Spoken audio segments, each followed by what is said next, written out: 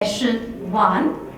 And for this, I would like to invite the moderator onto the stage, Mr. Mohit Joshi. We'll call him Mojo, a passionate and dynamic leader who believes in the trinity of Purusha, the effort, Deva, the luck, and Kal, the time. We are delighted to welcome Mr. Mohit Joshi, CEO of Havas Media Network India. With over 2 decades of experience in media and advertising, Mr. Mohit Joshi has been instrumental in driving innovation and growth at Havas. Under his leadership, Havas Media Network has successfully expanded its footprint in India, delivering impactful, data-driven solutions for a wide range of clients. Please take your seats, sir. And along with Mr. Mohit Joshi, I would like to invite the other panelists to join him onto the dais. And Mr. Vijay Sunku, Director, Parimal Mandir, Mr. VKC Rasak, Managing Director, VKC Group India, Pradeep Cholil, Chairman and Managing Director, Cholil Private Limited. I request all of them to please join onto the dais for the first leadership session. And now the stage is yours. Can we have one more big round of applause for them? Yes. 4D for giving us this opportunity, Shankar, Bharat and the entire 4Dimension team. I think this is our 3rd year of participation in your 5 years of journey, and we'll be continuing to participate given the strategic importance of this market for all of us. And thank you very much, esteemed panelists, for being here. It's a great morning. We've just heard the governor talking about press freedom and a lot of other important issues that are there. Each one of you are very, very successful entrepreneurs, and you've built big brands in your domain. So I will not be talking about press freedom or any such thing, but more trying to understand from you the learnings that you've had, during your entrepreneurial journey, and how have you evolved as an entrepreneur per se, and when you are at your position, obviously there are a lot of issues and conflicts that happen. And my first question is around conflict resolution, because when you as leaders are in that role and driving business the way you do, there are bound to be conflicts, and there has to be a way of managing those conflicts. So let me first come to you, Mr. Pradeep. It's a family-run business, and personal, professional lines at times can be blurred at that point in time. So what's been your approach to resolving conflicts whenever they happen? I think the most important part in a conflict is communication. If you have the right communication at the right point of time, I think conflicts can be resolved. And when we think we don't need to communicate and we hide ourselves, and the opposite party thinks too many things about us, and that's where the conflict arises. So the best part in a conflict is to have a good communication. Very, very well said, sir, because we are in the communication industry per se, and at times we forget that communication is the best resolution for conflicts. So Mr. Razak, I'll come to you, and your industry, tight margins and very, very intense competition. How do you navigate the conflicts that arise within the teams, across departments, and how do you ensure that they don't impact your operational efficiency? So before coming to your question, let me first of all thank the organizers, especially Mr. Shankar and his team. And I think I'm 4th time attending this session out of the 5 this thing, and thank you, Shankar, for giving me this opportunity. And I again welcome you all, and as I said, this is the first time happening in Kerala, and I'm from Kerala. I welcome you all to this media summit on behalf of everybody. And I'm actually based in Calicut, and we are into footwear manufacturing, and we are in the industry in this footwear business for the last 40 years. And we are one of the largest manufacturer of PU footwear in India. And coming to your this thing, as you said, the market is very tight, very competitive, and a lot of conflicts happen out of it. So I would like to just quote one comment, this thing from Albert Einstein. What he says that any conflict happens, you cannot resolve it at the same level. You have to go one level up to resolve that. So here, with regarding to your operation efficiency, and you had a question, so I will relate to that. Actually, we have been in footwear business for years, and in fact, actually, there was a new material was available in footwear, but the price was very high at that point of time, and that market was not what you call growing. So when we started, we increased our operational efficiency, and we could launch the product which can be affordable to the mass consumers. So it means that a product sold at almost double price, we could bring it down to half the price to give it to the market and kill that controversy over there on the operational efficiency or the market or the competition, whatever it is there. So that entire thing, actually, we could capitalize on that. And normally, everywhere in India, I mean, in footwear industry, north shows the path to entire country. But this is the first time when south showed the, made the path, given a way for the north people also to come to this line. So this is our way of resolving the conflict happened that time. Yeah, you went to the next level of solving the problem and creating an example that everybody had to follow. Correct. Normally we follow them, but here they followed us. Great. Now coming to Mr. Vijay, you are in the perfumes, incense and perfumes industry. Again, an industry where there are a lot of unorganized players, right? And that's a huge challenge. So what kind of conflicts happen and how do you resolve them? Yeah, first of all, I like to thank Shankar for giving me an opportunity to be on this platform for the second consecutive year. And it's been always great pleasure to be on this kind of summits.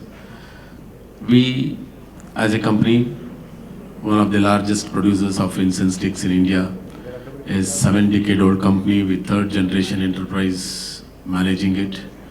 And all through these years, we have gone through all these challenges of conflicts. But what we believe is conflicts are a great source for learning that keeps you on toes.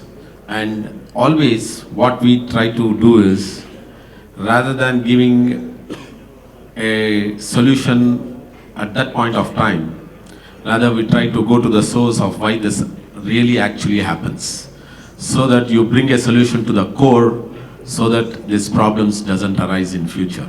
So that is the adaptability that we would, the kind of approach that we would look into these conflicts, and thereby, a sustainability is there in the future so that those conflicts doesn't keep repeating now and then and taking away time of ours. Great. So different, I would say, strategies, but all equally important. You spoke about, communication. You spoke about going to the root cause. You spoke about going to the next level and finding a solution. Well, all this, I'm sure you're doing on an ongoing basis, but at the same time, all this would result in a lot of stress. I'm talking about personal stress, right? Because end of the day, you are resolving conflicts, you're talking to people, you're managing. How do you resolve the stress? What are the stress resolution techniques that you use for yourself? I'm sure each one of you have your own ways of doing it, because people over here who are in the business, who are aspiring entrepreneurs, would want to know how leaders like you who've been so successful in managing conflicts on a day-to-day basis, how do you handle stress when it comes to you yourself? Because that's also a very important aspect. Certainly. Stress is an integral part of any entrepreneur. Absolutely. There is no escapism from that. And as an entrepreneur, one should learn how to switch on and switch off. Once you learn this mechanism, then half of your job is done. It's not that entrepreneurs, see, executives will work on a time frame, 10 to 5, 10 to 8, or whatever timing that they have. Entrepreneurs are like 24/7. Even in the sleep also they will be dreaming about what you have to do for the next day. But one should learn how to switch on and switch off, and this will really help manage your stress levels to an extent. I do have a practice. Once office is done, as you walk out of the cabin, that's the end of it. You should never, as you walk down the steps itself, you should have a mechanism to put off everything so that you concentrate on your other part of your life that you also have. Your family, your kids, personal life, everything. Socializing. All this really helps, to beat the stress to a great extent. Otherwise, you will be drowned in it 24/7. And one should also always know this situation, that situation will never remain forever. It is going to change. It is going to move forward. And you being a part there can just do whatever best possible you can do. And I'm sure, nature has always solutions for everything. Very well said, sir. Thank you. Very well said. Pradeep sir, what's your stress resolution mechanism? Yeah, for me, I think stress is part and parcel of our life. Stress cannot be just on professional level. It also happens on the personal level also, because we need to manage the personal well-being of each and every one of the family members. So stress is something which is very much part of it. One good thing I practice is I practice yoga every day. So that's one thing which I have been doing for quite a number of years. And that's one thing I think I'm able to manage my stress. Great, great. Sir, So actually, I go with our previous speakers. Like stress is something which is what do you call going along Part like and parcel. a shadow of you. So I think see why we are called entrepreneurs, because we are able to manage stress at any point of time. Basically, I mean, whatever is the stress, I think you will resolve that, or you will come back to I think the normalcy. But next day you will have another thing.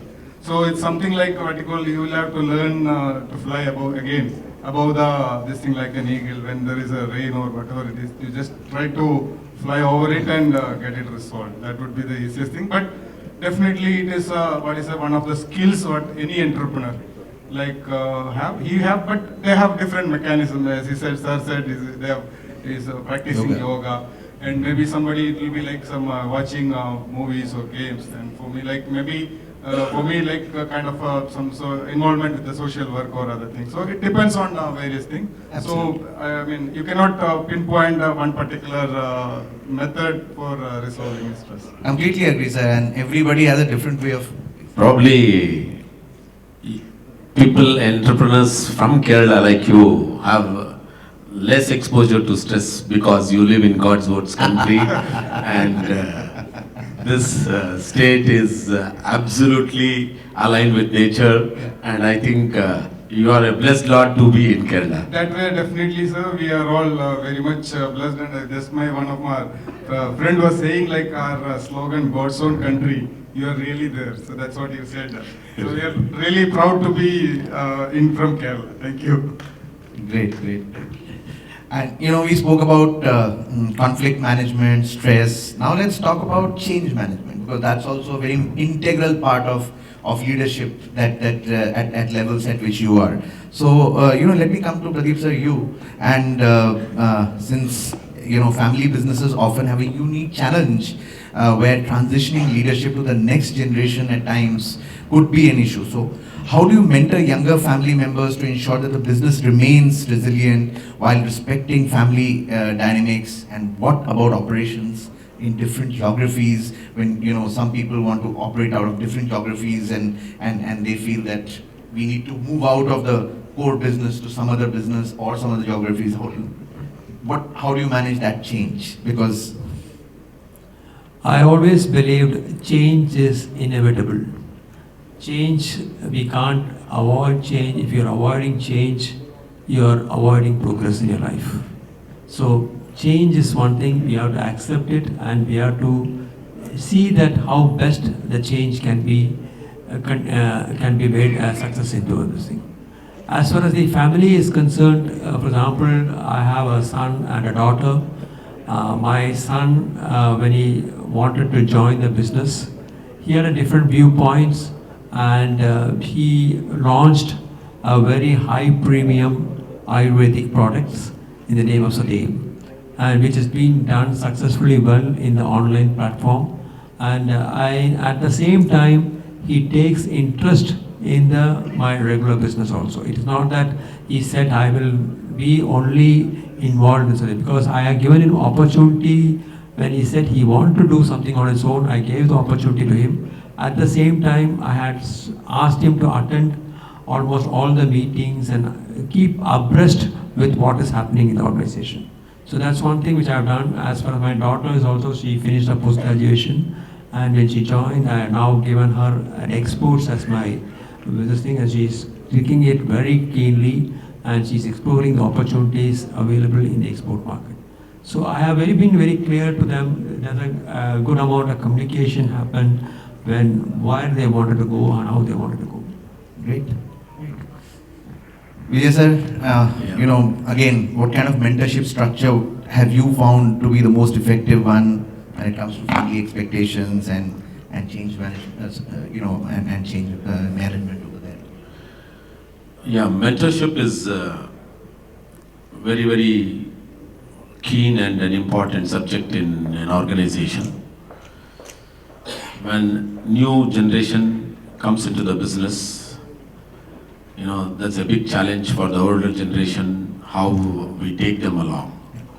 Now, there is also a saying, that always after the third generation, the businesses cannot sustain because of conflicts of interests. So, having known about it, the older generation have to be, accepting for the change that is going to happen in way of what we do things and the way we think about what we are doing it. When new blood comes in, there is always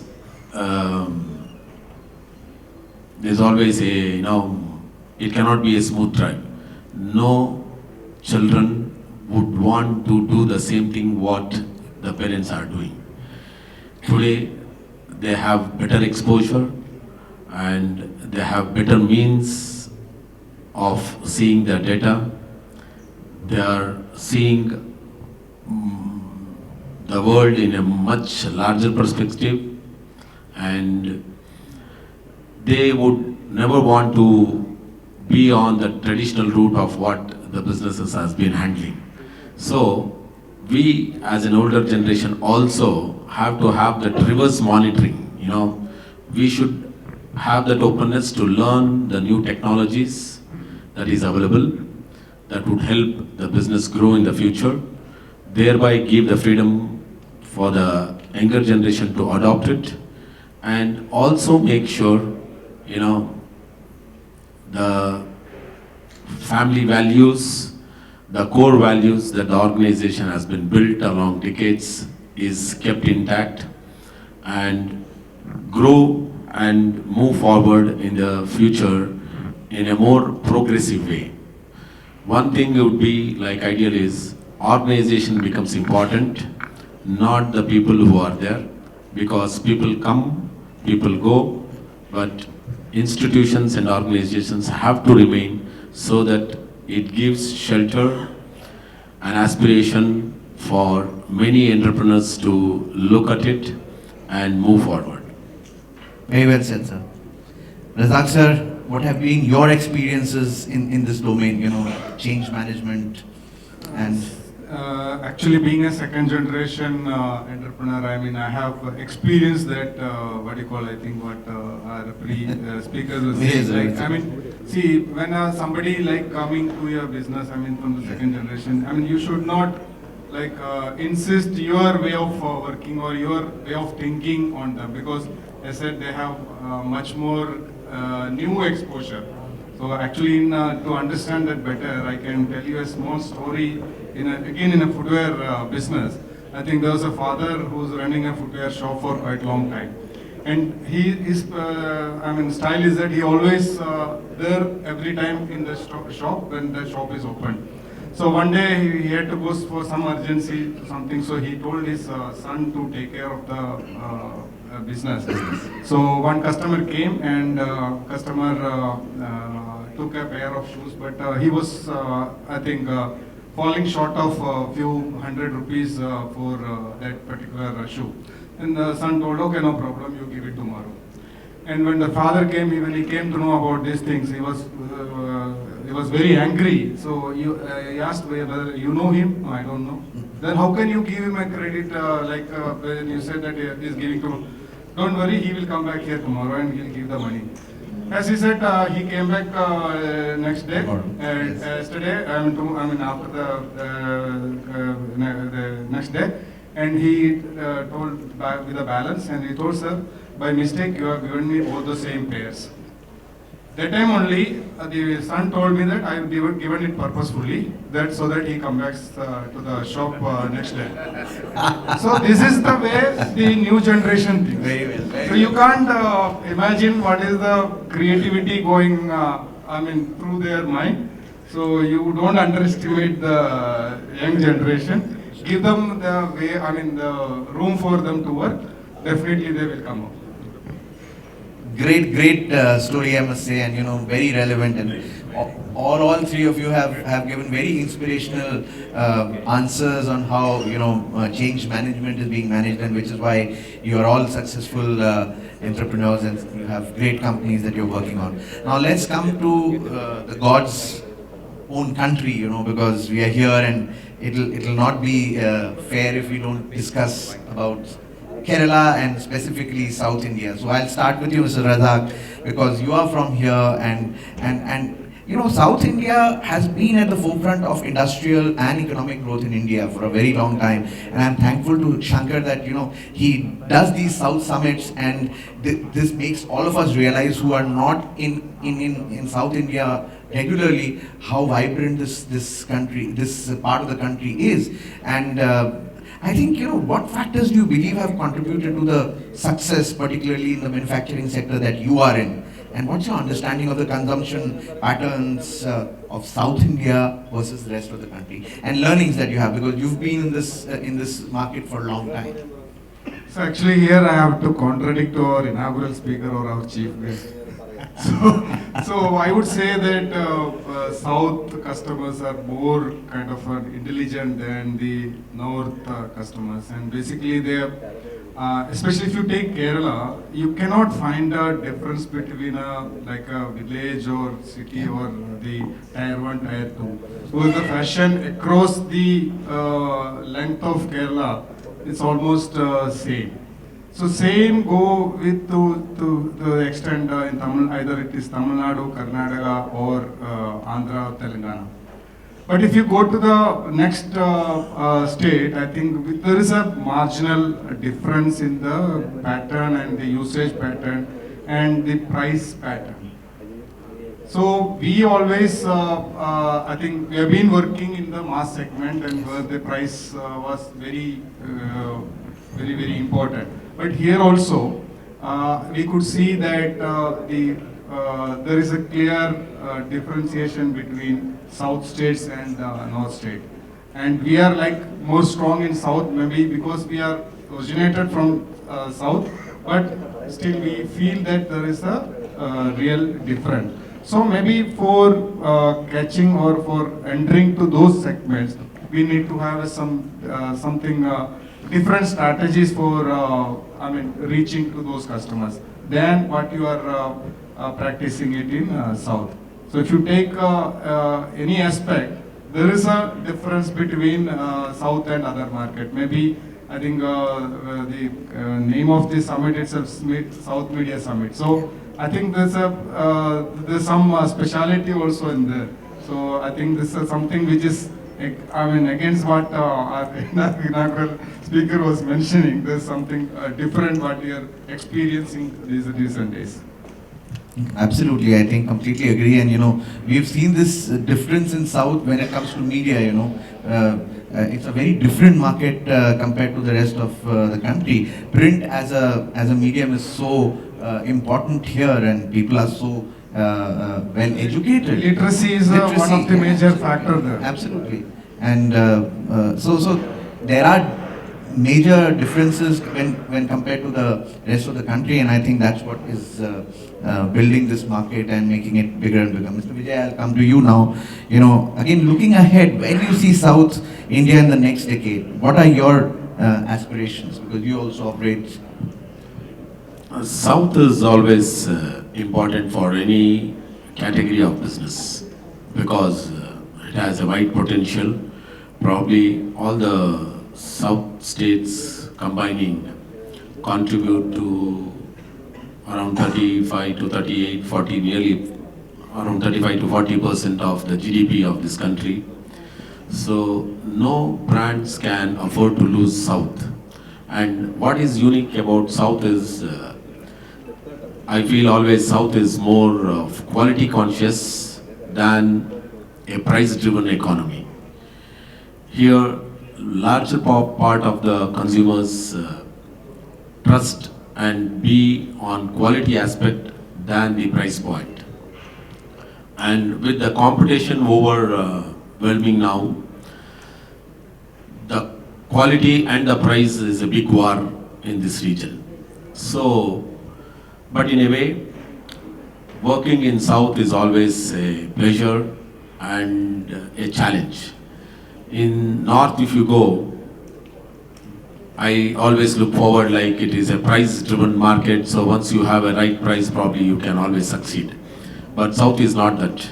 You may have a price advantage, but if you don't have a qualitative advantage, then I don't think you can sustain being here. And South has been always a vibrant economy. Now, like you see the IT boom happening in the South, especially driven by Bangalore, Karnataka. Larger part of the population, the young population from North wants to either come to South for education and then find a job, or you join the new wave of startup culture.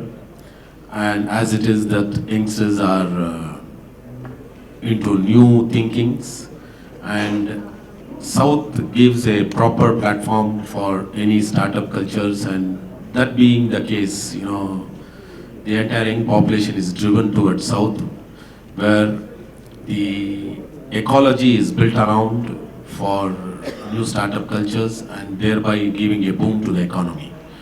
And if you see Bangalore alone, probably more than 50% of the population are from outside the country. So this is a truly cosmopolitan city, I would say. And thereby, again, adding to it is the Hyderabad and the Twin Cities. Chennai being so traditional city for ages and decades, that is becoming more modern now, with keeping the values intact. And of course, Kerala with the booming agriculture, which is held very strongly here, the tea cultivation, the spices market, which is traditionally strong to this region, is very much alive. So this way, South is always a very, very positive markets, and it is bound to grow and it is bound to stay for a long time, because this is largely a quality driven than the price driven. So South is very important for any organization, any business, or any category for that matter. Thank you, sir. Pradeep sir, what are your views on South, and how do you see that for your for your business, as well as, how do you see South evolving over a period of time? Quick one. Yeah, South is quite a important market for any business. It's an evolving business. And the most important thing is, for example, in Kerala, as Rasak said, there is no rural or urban. It is both urban and rural you'll find. Especially, I'm quite surprised to see the small modern trades. The small modern trades presence in the rural markets of Kerala is phenomenal, and there only we find there is no price sensitiveness is not there. Of course, people prefer price sensitive products, but at the same time they are willing to accept to higher priced products also. That's the most important thing which is there. So South is one evolving market. It is opportunities are plenty, and no companies can say our presence in South is not important. I'll come to my last question, and that's the advice to the aspiring entrepreneurs who are here, as well as who are seeing this through the telecast. So I'll start with you, Mr. Pradeep. What are the 2 tips that you would want to give to the budding entrepreneurs, basis your learnings? The most important thing is resilience. Unless and until you have resilience, for you to grow in this, any business is important. So unless and until you need to keep trying till you succeed. That's the most important thing. And the other thing is love nature. Love nature. Great. You have to come to Kerala for that. You are in Kerala. Razak sir, what are your... What I would say is fast decision and fast implementation, and decision based on fundamentals. I think this is a mantra for take you forward to the next level. Okay. Great. Vijay sir. For all the young entrepreneurs out there, you should all be lucky that you are in a very great country called Bharat. You just see the potential, 1.4 billion population, and this 1.4 billion population doesn't come in haves and have-nots, just like the American society. We have at every strata a market on its own. You have a lower middle class, the poor, the upper middle class, the middle class. If you see the sections, it's very, very vibrant. So you can always choose to which strata of the society you want to cater to. It is not about your potential. The potential is out there. You just need to position yourselves at where you want to project or to do anything for that matter. You have a market here. You don't have to go abroad. You don't have to see the other side of the country to show your entrepreneurship. This country has got all the platforms. It is just that how focused you can be to utilize this potential.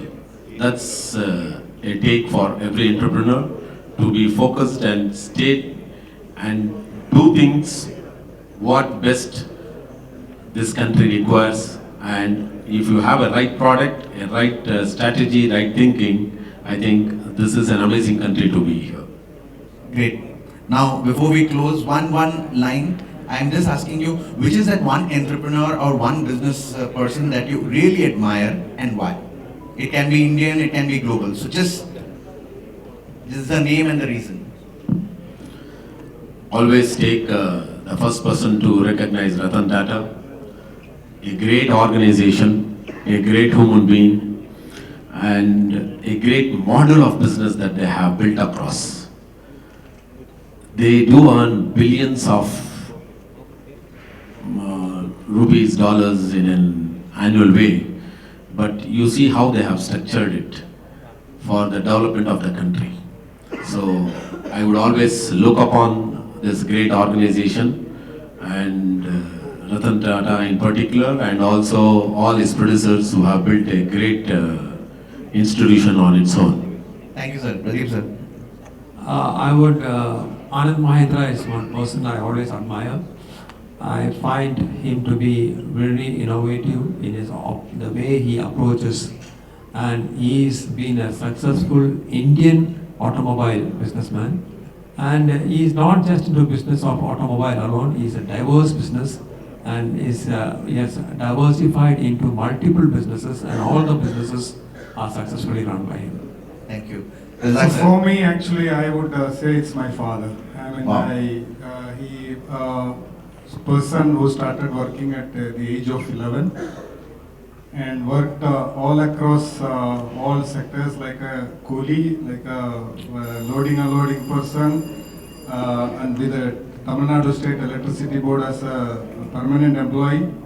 So from this thing, he has come to the level of industrialist and a social worker, whom the entire my village or people are always come to.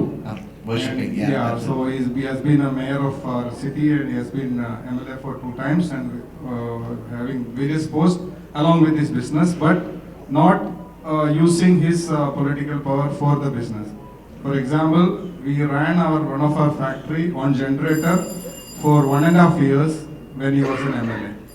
So this is the way what he is showing to the people. So I always admire him, and I always see him as my role model. Great. Thank you, sirs. I think it was a fabulous discussion. Thanks for your valuable inputs. I think everybody sitting here and everybody watching this will really find it very useful for their entrepreneurial journey and even for their life journeys otherwise. And I think we are right on time. So I don't think we have any time for the questions. They are here, so if anybody has questions for them, I'm sure they can interact with them during the course of the day and get their valuable inputs and feedbacks on whatever they want. Thank you very much once again. Thank you, sir. thank you, Mohit, and thank you all. I would like to invite Ms. Janvi Pawar from Sakal Media Group to present a memento to our moderator and panelist. Our session 1 moderator and panelist, Mr. Mohit Joshi, Mr. Vijay Sunku, Mr. VKC Rasak, and Mr. Pradeep Chole.